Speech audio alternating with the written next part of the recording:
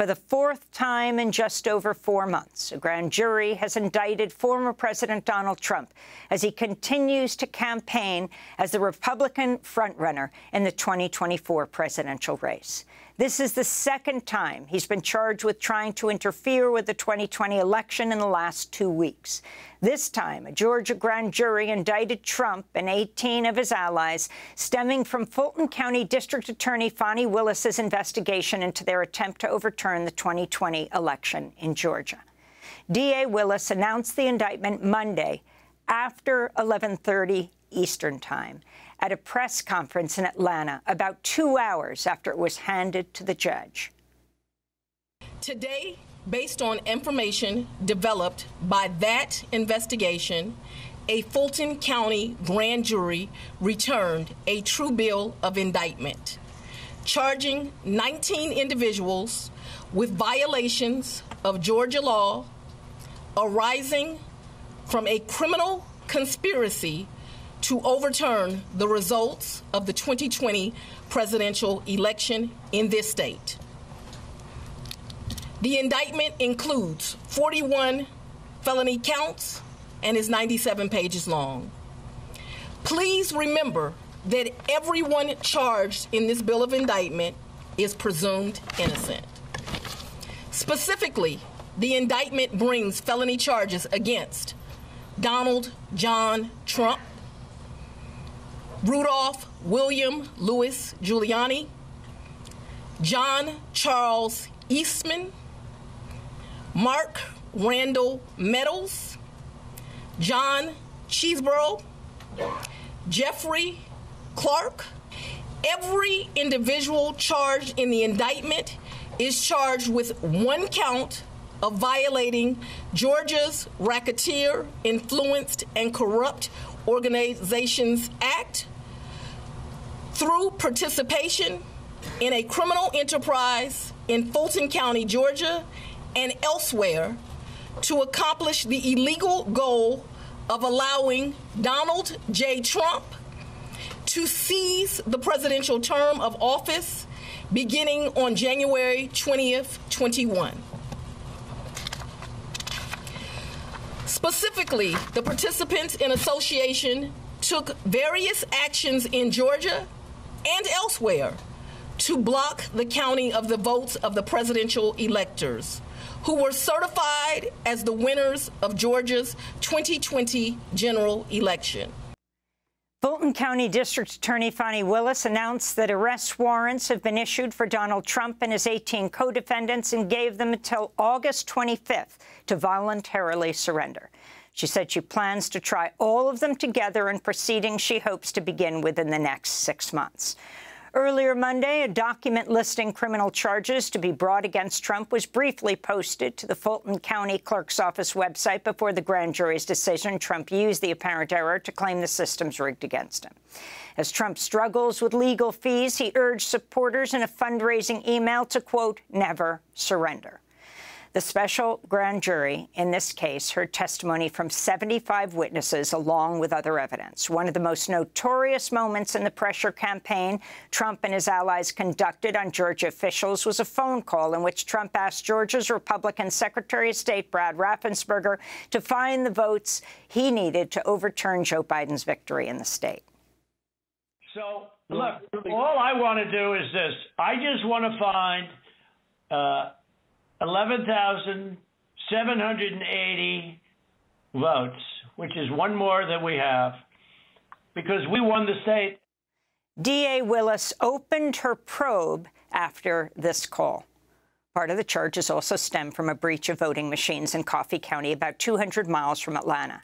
The indictment alleges the criminal enterprise operated in other states, including Michigan, Arizona, Pennsylvania, Nevada, and New Mexico. Fani Willis has given Trump and his co-defendants until August 25th to turn themselves in. For more, we're joined by Michael Isikoff, veteran investigative journalist writing a book on the Georgia investigation. He was in Atlanta in the courtroom when the indictment was announced. Welcome back to Democracy Now!, Michael. Can you first respond to what has taken place as history was being made? Talk about the significance of these charges at the state level, something that President Trump, if he were to become president again, could not pardon himself for. Right. I mean, it was quite a night. And this is a sprawling indictment, in many ways, much more comprehensive than the recent indictment brought by special counsel Jack Smith. It tells the whole story of what took place after the 2020 election. And it really zeroes in on multiple fronts: the fake elector meetings, the pressure on election officials such as Brad Raffensperger, the false testimony that Trump's surrogates made to the Georgia legislature. But probably the part that I think will leap out most and perhaps hit the public in the strongest way is the intimidation of election workers. Ruby Freeman, the Fulton County election worker who was targeted by Rudy Giuliani and Donald Trump himself in that phone call to Brad Raffensperger, terrorized, forced to leave her home at the recommendation of the FBI. And the indictment lays out how Trump's surrogates went to her home in an effort to intimidate her and get her to confess, lest she be facing criminal charges herself. It's a really powerful story, and it's a personal story. And I think that in that way, this indictment is going to connect to people that goes beyond the other ones that have already been brought against Donald Trump. And talk about this issue of conspiracy, of using RICO, which is more often than not used to go after the mob. And what you see in this 98-page indictment is Donald Trump's direct involvement. Absolutely. And, look, the use of RICO is something that Fani Willis has used frequently as a prosecutor, as a deputy DA, and as DA herself. It is Georgia's version of RICO is actually more expansive than the federal RICO statute, which, of course, was passed back in 1970, the Nixon era, to go after the mafia. It's now frequently used in white-collar cases and other criminal cases. But it is one thing that leapt out in Fani Willis's brief press conference last night. She was asked, could people convicted under this RICO statute get probation? And she said, no, they cannot. The penalties for a RICO violation are 5 years to 20 years in a Georgia penitentiary. So that is something that I think a lot of people are going to try to get their heads around. I mean, Michael, this is very significant. There are mandatory minimums here that so many have faced in the past. That means a judge has no discretion. To go higher, yes, look, but they can't not put them in jail. That's what Fani Willis told the press last night. And, that raises a whole host of questions when the lead defendant is Donald Trump. Just a couple of other, ironies to the use of RICO. Rudy Giuliani, former U.S. attorney before he was New York City mayor, used RICO to go after the mob. And, people will note he's now being hoisted on his own petard. The law, a version of the law that he pioneered in going after mobsters, is now being used against him. Mark Meadows, White House chief of staff. When's the last time a White House chief of staff was indicted? You'd have to go back to H.R. Haldeman during the Nixon era, right?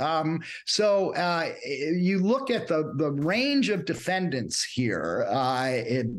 David Schaefer, the chairman of the Georgia Republican Party. Jeff Clark, the Justice Department lawyer who Donald Trump wanted to install as the acting attorney general to further his goal of staying president. It's really breathtaking in a lot of ways. Let's talk about Coffee County, about 200 miles from Atlanta, for a moment, because Absolutely. you have Scott Hall tied to the Coffee County election system breach, Misty Hampton tied, who is the Coffee County election supervisor, also, of course, Sidney Powell, Trump campaign lawyer, all related to this story. And talk about the revelation that just came out around an actual breach of an electoral machine and why this is so significant in this case, Michael. Yes. In the indictment, Fani Willis calls what happened at Coffee County a case of computer theft. And this was an operation that actually took place after January 6th. And still determined to try to find some way. Somehow, Trump's team believed that if they could get access inside the election, to the software, inside Dominion election machines, they could find the fraud that Sidney Powell had talked about. The Venezuelan socialist, Chinese communists were manipulating the vote somehow.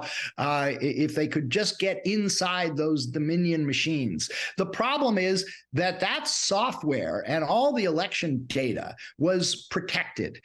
In fact, there were instructions to all election officials in Georgia. They may not publicly disclose this data. It was sensitive election technology, proprietary, could not be publicly released. What they did is they found a few Trump-friendly officials at the local official who, quote, invited them in, which they had no authority to do, and they spent a full day in Coffee County copying, imaging that data that they had no right to. As I said, computer theft, computer trespass, and it's a key part of this indictment. And in the indictment, if you read it, they can link this, up the chain, including to people like David Schaefer, the chairman of the Georgia Republican Party, who was in touch with Scott Hall on the eve and during the day that they were breaking in to this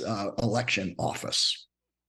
And talk about the fact that there are arrest warrants issued as opposed to summons in other of the cases around President Trump, where they negotiate everything, the time of his surrender, everything. Arrest warrant, if he doesn't show up by the 25th, he is thrown in jail, and the others are too. What about the significance of this? Also, them saying in Georgia, yep, there's going to be mug shots, et cetera. Yeah, it's going to be really fascinating to watch over the next 2 weeks for that August 25th date. Does everybody show up? If not, there will have to be efforts at extradition to return the defendants to Fulton County for criminal processing.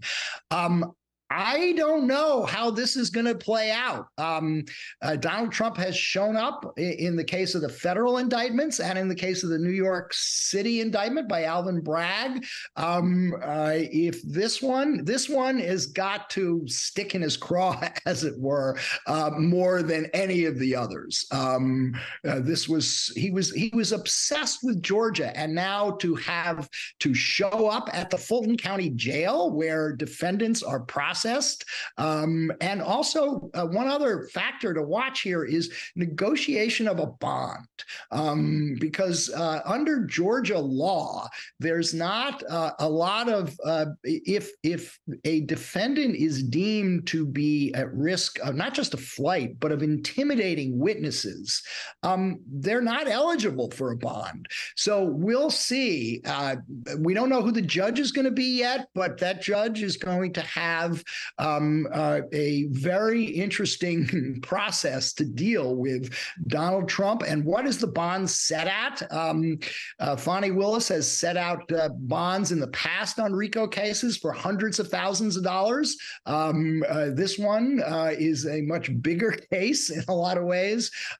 So I think there's going to be quite a bit of back and forth about the bond that Donald Trump would have to post in order to secure his freedom. Finally, you're writing a book on this. What most surprised you last night at midnight? I think the news conference started at 11:37. Yeah. What most surprised you? You've been digging into this for a while now. Just the sweeping nature of the indictment, the way the indictment ties all these multiple players to a common conspiracy. And I got to say, you played the clip at the start, the way Fani Willis chose her words, saying this was a conspiracy to allow Donald Trump to seize power, to seize the presidency. Really interesting word that gave a sense of how the prosecutors here are viewing what took place. Now, look, Donald Trump has some pretty powerful defense lawyers. They're going to be attacking this. Drew Findling is his lead lawyer, the billion-dollar lawyer who's made a name for himself representing rap stars. He's a very experienced defense lawyer.